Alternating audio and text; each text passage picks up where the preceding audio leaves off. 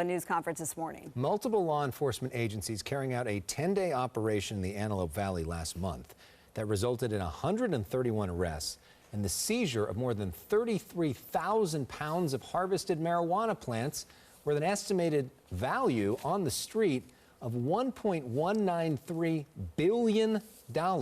Billion with a B. Wow. Congressman Mike Garcia, Republican, represents that area. He was part of the news conference today. He was out there when the bust happened.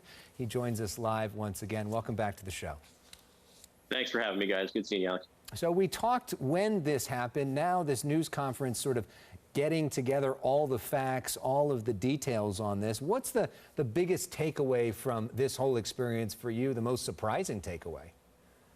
Well, a couple of things. One, it was a tremendous success. It was a 10-day operation with multiple levels of government. Obviously, the local sheriffs under the leadership of Sheriff Elex Villanueva, but also DEA agents, as well as several other counties, in all, I think, 4 counties.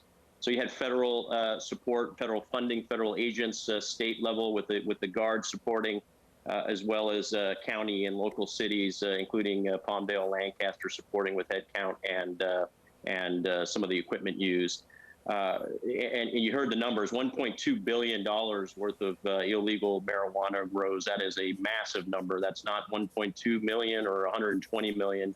That's 1.2 billion with a B, and that represents a big chunk of the problem. So while it was a great success, the reality is that we really only affected about 1/3 of the total illegal crops out there in the Antelope Valley. And that gives you a sense of the magnitude of this problem, especially when you consider that they're not just doing 1 harvest a year, they're doing 3 to 4 harvests with each of these nurseries. And so we've got a lot of work to do still, but we sent a loud and clear message, and we certainly have tilted the risk versus reward calculus back in our favor. And we're going to continue to keep the foot on the pedal and continue to ensure that we get the funds, the local law enforcement, so they can continue to do their jobs. And these grows are tied to Mexican drug trafficking organizations, as well as Asian and Armenian organized crime groups. So you talk about the risks involved here. You mentioned 1/3 that you took down. There's 2/3 therefore left. So, you know, this is some dangerous work that you're doing. Yeah, and kudos to the law enforcement officers. And this is why we need special task force who understand the tactics and procedures best to tackle these problems. When they go in there, they're not being met necessarily with confrontational indentured servants or the workers there. They are surrendering peacefully on the site there. But there's always a risk when you're dealing with the cartels that they're going to fight back. And in the end, we need to keep the pressure and completely eradicate this problem and show them that this isn't an industry worth participating in here in California. And the other reality is while we've been doing a good job of tackling this problem in LA County, all we're really doing right now is squeezing the balloon, and the pressure's going to San Bernardino County. Or back into the LA basin, or indoors now where things are not necessarily in plain sight and as easy to tackle. So we've got to continue to fight this fight. This isn't an attack on the legal cannabis business. This isn't a massive war on drugs again from the 80s. This is actually cannibalizing the legal cannabis industry as well, where they're getting taxed at 47% and overregulated in California, just like every other small business is. Now they're competing with this massive illegal operation that has no cost basis to their product and free labor, free water.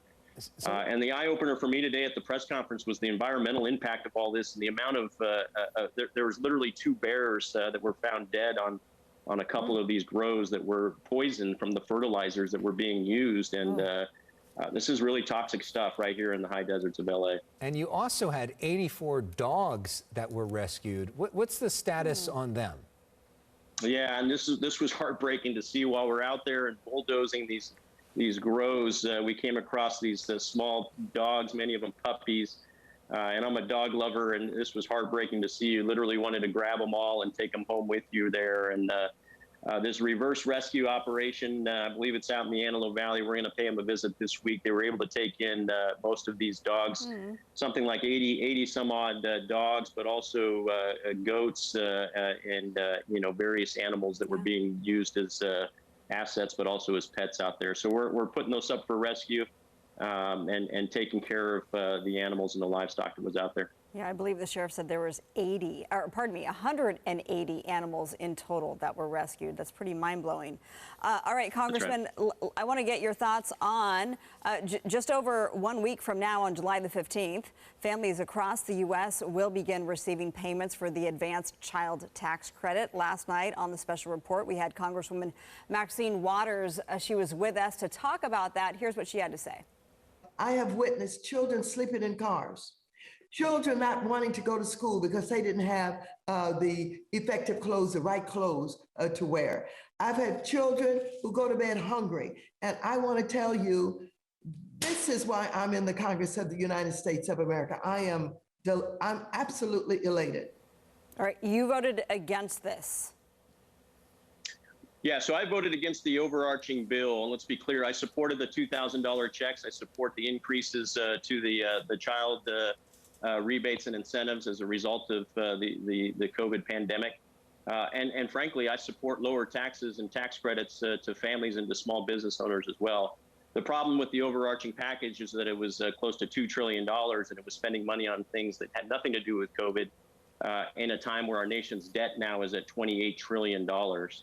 And so while we need to take care of the poor, we need to lower taxes and incentivize families to stay here in California, especially where the cost of living is higher. We also have to have a means to pay for it.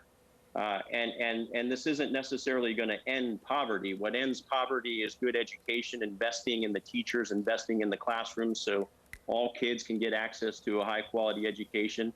And then frankly, having jobs out there for them to go to when it's all said and done, and incentivizing them to work, lowering their taxes, keeping more money in their pockets.